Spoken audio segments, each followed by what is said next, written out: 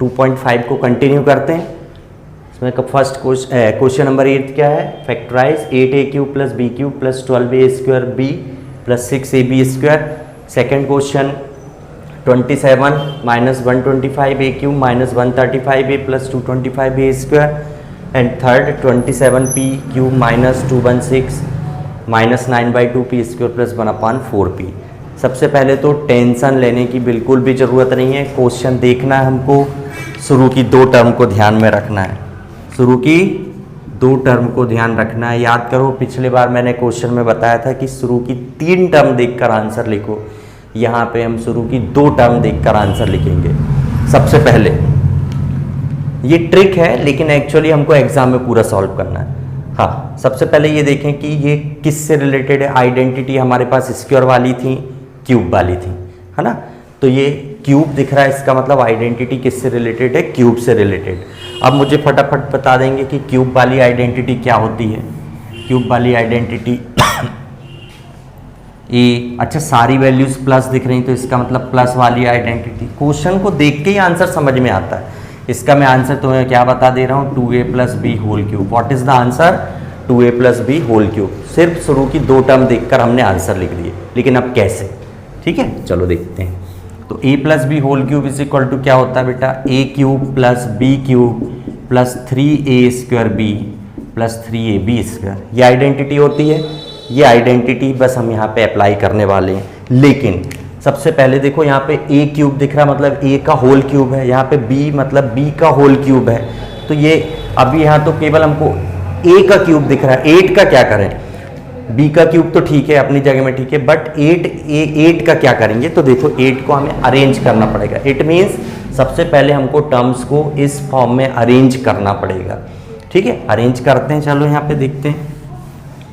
तो ये अरेंज किया हमने, तो 8a³ को हम क्या लिख सकते हैं, 2a³ क्या लिख सकते हैं, 2a³। देख लो सॉल्व करके, 2 का क्यूब क्या हो गया 8 और a का क्यूब क्या हो गया a³ प्लस b को हम क्या लिख सकते हैं b³, ठीक है।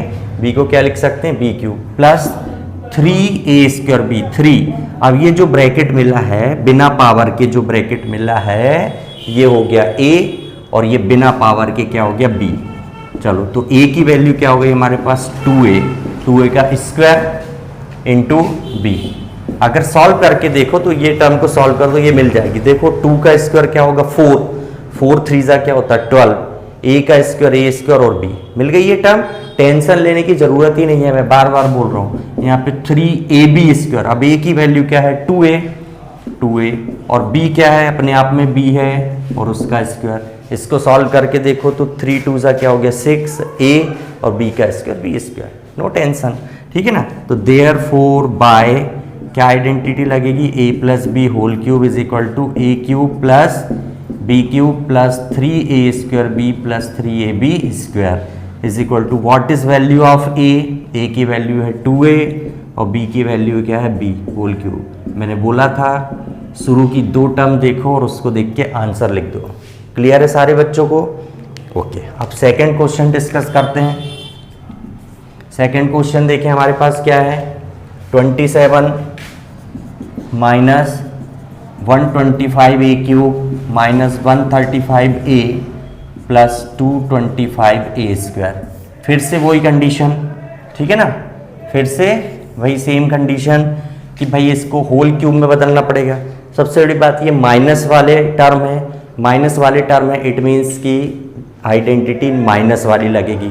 याद दिला दो मुझे आइडेंटिटी क्या है, क्या है identity, a - b³ = a³ - b³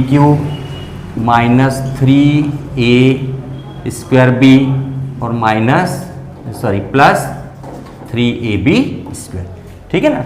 ये आइडेंटिटी लगने वाली है।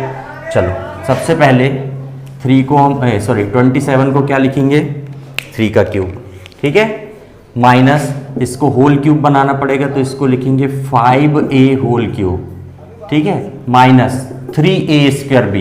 तो 3a की वैल्यू क्या है, मैंने बोला बिना ब्रैकेट के वैल्यू a और b की होती हैं। बच्चे क्या करते हैं 3 का क्यूब, मैं जब भी a की वैल्यू पूछूं या कोई भी टीचर तो बच्चे क्या बोल देते हैं, ए की वैल्यू 3 क्यूब। नहीं भैया, ये तो पावर है, पावर को छोड़ के बोलना, तो ए की वैल्यू क्या हो गई 3, ऐसे ही बी की वैल्यू क्या हो गई 5a। तो यहाँ पे 3 स्क्वायर और बी है 5a। सॉल्व करके देखो, 3 3 ज़ा 9, 9 3 ज़ा 27 और 27 5 ज़ा क्या होता है 135, ठीक है ना।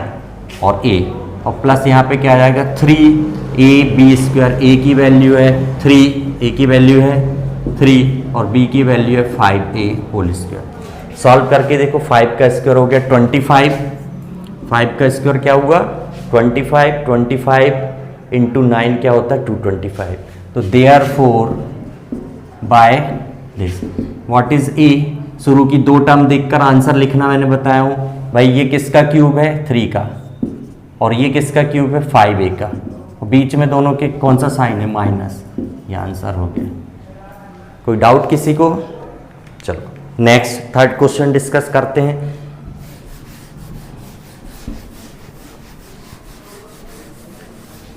इसमें भी सबसे पहले बिना सॉल्व किए आंसर अगर हम बनाना चाहें, थर्ड वाला मीन्स 5th नंबर का क्वेश्चन, तो इसका आंसर होगा 3p minus 1/6 whole cube.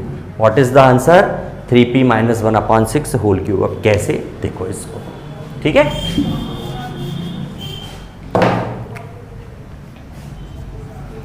(27p cube minus 1/216 minus 9/2p square plus 1/4p।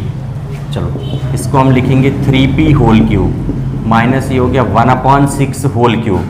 6 का क्यूब क्या होता है 216 माइनस 3, ये वाली आइडेंटिटी लगने वाली 3a स्क्वायर b। 3a की वैल्यू क्या है बेटा 3p स्क्वायर और b की वैल्यू क्या है 1/6। सॉल्व करके देखते हैं, 3 से कितने टाइम कट गया 2 टाइम, और 3 का स्क्वायर क्या हो गया 9, 9/2 देखो 9/2 और p का square p square plus 3ab square. 3a की वैल्यू है 3p और b की वैल्यू है 1/6, तो 1/6 का स्क्वायर। सॉल्व करके देख लेते हैं, 6 का स्क्वायर हो गया 36, अभी काटना नहीं है क्योंकि स्क्वायर करना हमको यहाँ पे पहले। 6 का स्क्वायर हो गया 36 और 3 3 ज़ा 9, 9 से 36 कितने टाइम कटता है 4 टाइम कटता है। तो देयरफॉर बाय कौन सी आइडेंटिटी लगेगी a minus B whole cube, minus क्यों क्योंकि बीच की टर्म नेगेटिव है ना, is equal to a cube minus B cube minus 3a square b plus 3ab square. तो what is value of a, मैंने पहले ही आंसर बता दिया था यहाँ पे 3p माइनस 1/6 होल क्यूब, ये आंसर। सारे बच्चों को क्लियर हुआ? नोट करो इसको।